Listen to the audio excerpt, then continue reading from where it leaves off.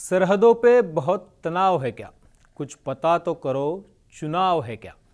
राहत इंदोरींच्या या ओळी देशात निवडणुका आल्या की नेमकं काय काय होतं हे सुचवणार आहेत. आणि आता महाराष्ट्रातही जो राजकीय तणाव निर्माण झालाय त्यासाठी या ओळी ॲप्ट आहेत.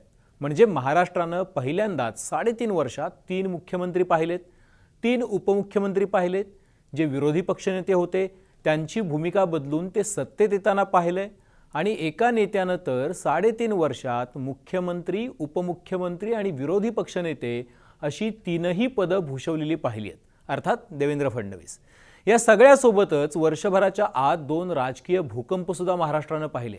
त्यातला एक एकनाथ शिंदेंनी घडवला आणि दुसरा अजित पवारांनी. अजित पवार 9 आमदारांसकट मंत्रिपदाची शपथ घेऊन अचानक सरकारमध्ये सामील झाले आणि राजकीय वर्तुळाच्या भुवया उंचावल्या.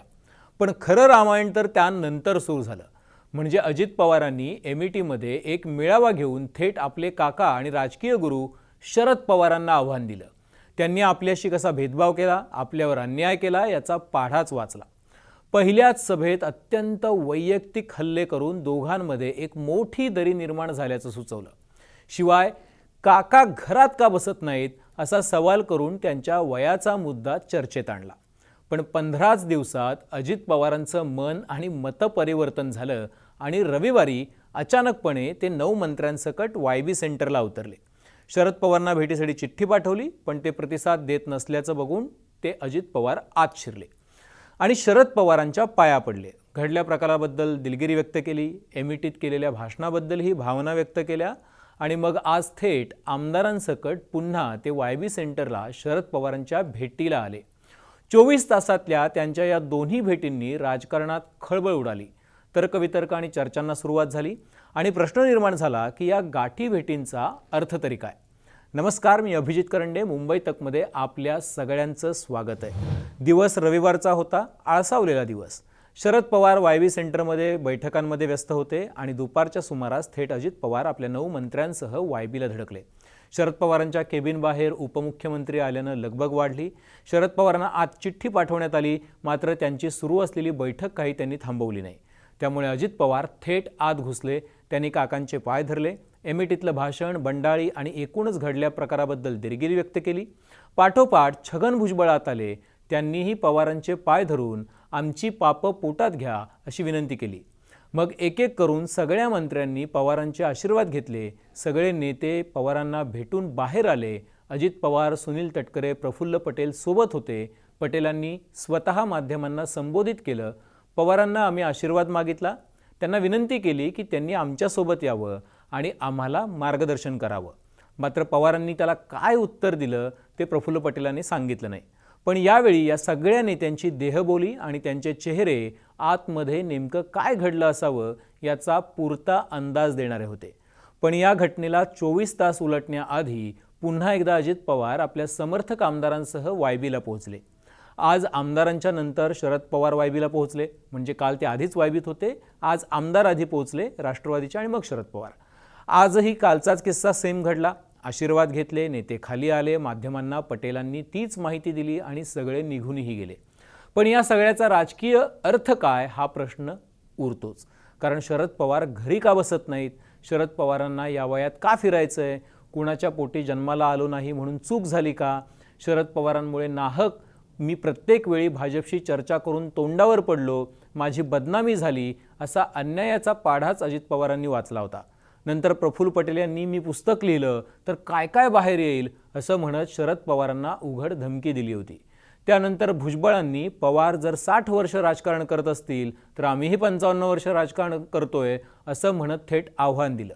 त्यामुळे पवारांवर एवढं तोंडसूक घेतल्यानंतर आणि पवारांना विश्वासात न घेता बंड केल्यानंतर शरद पवारांच्या आशीर्वादाची गरज काय हा प्रश्न तर आहेच.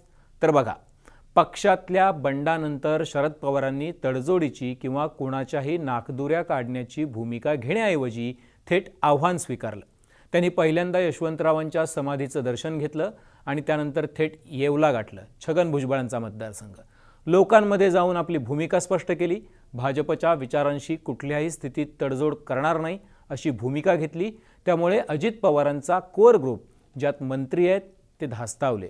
ज्या पद्धतीनं शरद पवारांनी 2019 साली महाराष्ट्र पिंजून विरोधकांना नाकीनं आणलं, तशाच पद्धतीनं सर्व शक्तिमान असलेल्या भाजपकडे 122 जागा होत्या, त्या वाढण्याऐवजी शरद पवारांच्या झंझावाती प्रचारानं त्यांचं नुकसान झालं आणि राष्ट्रवादीला अपेक्षेपेक्षा अधिक यश मिळालं. त्यामुळे शरद पवारांनी जर आपल्या मतदारसंघांना टार्गेट केलं आणि बंडखोर मंत्र्यांच्या मागे जर ते हात धुवून लागले तर ते अधिक अडचणीचं ठरण्याची भीती आहे. ज्या पद्धतीचा सपोर्ट शरद पवारांना पब्लिकमधून मिळतोय, रॅलीजना ज्या पद्धतीनं लोक येत आहेत किंवा माध्यमांमध्ये सोशल मीडियावर व्यक्त होत आहेत, ते पाहिलं तर वातावरण अगदीच एकनाथ शिंदेइतकं विरोधात नसलं तरी अनुकूल नक्कीच नाही आहे, याचा अंदाज अजित पवार आणि त्यांच्या मंत्र्यांना आला आहे. त्यामुळे मंत्र्यांनी शरद पवारांची मनधरणी करून एक प्रकारे त्यांनी आपली अडचण समजून घ्यावी आणि त्यासाठी भेटीशिवाय पर्याय नाही अशी भूमिका घेतली. दुसरं म्हणजे शरद पवारांवर अजित पवार, प्रफुल्ल पटेल, सुनील तटकरे आणि छगन भुजबळ या नेत्यांनी ज्या पद्धतीनं वैयक्तिक हल्ले चढवले ते महाराष्ट्रातल्या राष्ट्रवादीच्या केडरलाही फारसं रुचलं नाही. अगदी अजित पवार गटातील नेत्यांनीही त्याबद्दल दबक्या आवाजात नाराजीच व्यक्त केली. शरद पवारांबद्दल असं नकारात्मक बोलणं योग्य नाही अशा भावना व्यक्त केल्या. शिवाय शरद पवारांनी जर अन्याय केला असं आपण म्हटलं तर अजित पवार 3 वेळा उपमुख्यमंत्री, विरोधी पक्षनेते, ऊर्जा, जलसंपदा, अर्थ अशा तगड्या खात्यांचे वर्षानुवर्ष मंत्री कसे राहिले असा प्रश्नही निर्माण होईल, याचीही जाणीव करून दिली.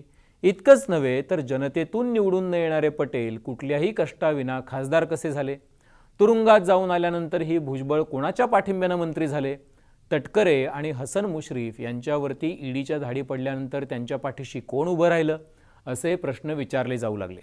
शिवाय असा अन्याय आमच्यावर का होत नाही असं कार्यकर्ते विचारतायत अशा पद्धतीची पोस्टर्स सोशल मीडियावर शरद पवारांच्या गटानं व्हायरल केली. अर्थात रोहित पवारांनी ती अधिक केली. त्या व्यतिरिक्त सकाळ माध्यम समूहानं एक सर्वे केला ज्यात अजित पवारांच्या भूमिकेला फारसं समर्थन जनतेतून नसल्याचं समोर आलं आणि उलट शरद पवारांना मात्र लोकांनी अधिक पाठिंबा दिल्याचं चित्र त्याच्यामध्ये उमटलं. त्यामुळे निगेटिव्ह परसेप्शन तयार होऊ लागलं. आपणच आपल्याबद्दल चुकीचं नॅरेटिव्ह तर सेट करत नाही आहेत ना, आणि असंच जर झालं तर आपलं नुकसान होईल की काय अशी भावना निर्माण झाली. त्यामुळेच डॅमेज कंट्रोलसाठी शरद पवारांची मनधरणी करत असल्याचे किंवा त्यांचाच आशीर्वाद घेत असल्याचं चित्र निर्माण करण्यासाठी या गाठीभेटींचा सिलसिला झालेला असू शकतो. म्हणजे थोडंसं निगेटिव्ह चित्र जे त्यांच्याबद्दल निर्माण झाले ते पॉझिटिव्हमध्ये बदलावं यासाठीचा हा प्रयत्न. आणि सर्वात शेवटचं म्हणजे अजित पवारांनी आतापर्यंत शरद पवारांची 3 वेळा भेट घेतली आहे. गेल्या आठवड्यात प्रतिभा पवार यांच्यावर छोटी शस्त्रक्रिया झाली. त्यानंतर अजित पवार सपत्नीक सिल्वर ओकवर गेले.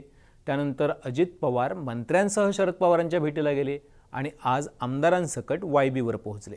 अर्थात सलगच्या या भेटीगाठींमुळे एक प्रकारचा संभ्रम निर्माण झाला. शरद पवारांशी संवाद ठेवूनच अजित पवारांनी ही खेळी केली का? अजित पवारांशी अजूनही शरद पवार संवाद ठेवून आहेत म्हणजे नेमकं काय चाललंय?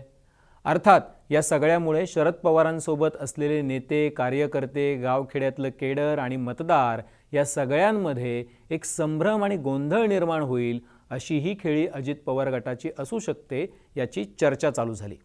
या गोंधळामुळे राष्ट्रवादी आणि शरद पवार यांचं अनप्रेडिक्टेबल राजकारण याबद्दल अधिक चर्चा होऊन संशयाचं वातावरण शरद पवारांच्या भूमिकेबद्दलच निर्माण व्हावं अशी ही व्यवस्था आहे असं बोललं जाऊ लागलं. अर्थात काल जयंत पाटील यांनी शरद पवारांची भूमिका तातडीनं लोकांसमोर मांडून त्या फुग्याला टाचणीही लावली आहे. मात्र अजूनही शरद पवार या सगळ्याबद्दल का बोलत नाहीत? त्यांच्याशी आमदार, मंत्री काय बोलले? त्यांनी भाजपसोबत जाण्याची भूमिका का घेतली आहे याबद्दल काही माहिती आमदारांनी या भेटीत त्यांना दिली आहे का? म्हणजे शरद पवारांना अजित पवारांसोबत जाण्याची अपरिहार्यता कुणामुळे त्या आमदारांवर ओढवली आहे याबाबत अजित पवार गटातल्या लोकांनी काही सांगितलंय का शरद पवारांना? याबद्दल शरद पवार अजून काहीही बोललेले नाही आहेत. त्यामुळेच शरद पवारांनी समोर येऊन थोडी विस्तारानं भूमिका मांडावी अशी अपेक्षा व्यक्त होते. आता या शक्यता आहेत की नेमकं काय काय गाठीभेटींमागे नेमकं प्रयोजन असू शकतं आणि राजकारणात अपरिमित शक्यतांना वाव असतो. शरद पवारांनी 2019 नंतर भाजप विरोधात घेतलेल्या भूमिकांमध्ये थोडंफार सातत्य आहे. त्यांनी भाजपशी चर्चा करायला लावली असं जरी अजित पवार म्हणत असले तरी ती चर्चा अजित पवारांची गोची करणारी ठरली असंही अजित पवार म्हणत असले तरीही त्याबद्दल शरद पवारांनी कधीही अंतिम निर्णयापर्यंत पोहोचल्याचं महाराष्ट्राने पाहिलं नाही, ते वास्तव आहे. त्यामुळं तो राजकीय खेळीचाही भाग असू शकतो असं बोललं जात आहे. आता या टप्प्यावर शरद पवारांना अजित पवारांनी राष्ट्रवादीच्या प्रमुख पदावरून दूर केलंय. जयंत पाटील यांना प्रदेशाध्यक्ष पदावरून दूर केलंय, गटनेताही बदलण्यात आलाय आणि हे सगळं शरद पवारांना विश्वासात न घेता केलंय, जे शरद पवारांनीच समोर येऊन सांगितलंय, कबूल केलंय. आता एवढं सगळं झाल्यानंतर शरद पवार आशीर्वाद घेऊ इच्छिणाऱ्या मंत्र्यांना, आमदारांना येताना रोखणार नाहीत, मात्र आशीर्वाद देतीलच असंही काही नाही आणि जनतेमध्ये जाऊन त्यांचा हिशोब करणार नाहीत असंही नाही.